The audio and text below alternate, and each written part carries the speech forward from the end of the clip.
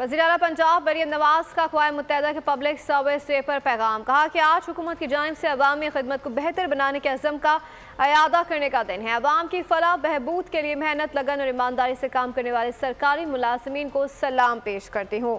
वज़ीर आला पंजाब मरियम नवाज का अक़वाम मुत्तहिदा के पब्लिक सर्विस डे पर पैगाम। कहा आज हुकूमत की जानिब से अवामी खिदमत को बेहतर बनाने के अज़म का अयादा करने का दिन है। अवाम की फलाह और बहबूद के लिए मेहनत, लगन और ईमानदारी से काम करने वाले सरकारी मुलाज़िमीन को सलाम पेश करती हूँ। अपडेट करें आपको इस हवाले से वज़ीर आला पंजाब मरियम नवाज का अक़वाम मुत्तहिदा के पब्लिक सर्विस डे पर पैगाम। कहा कि आज हुकूमत की जानिब से अवामी खिदमत को बेहतर बनाने के अज़म का अयादा करने का दिन है।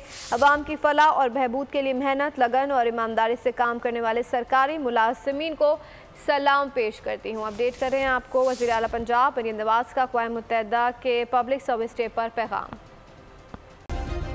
सब्सक्राइब करें और बेल दबाएं ताकि कोई खबर रह न जाए।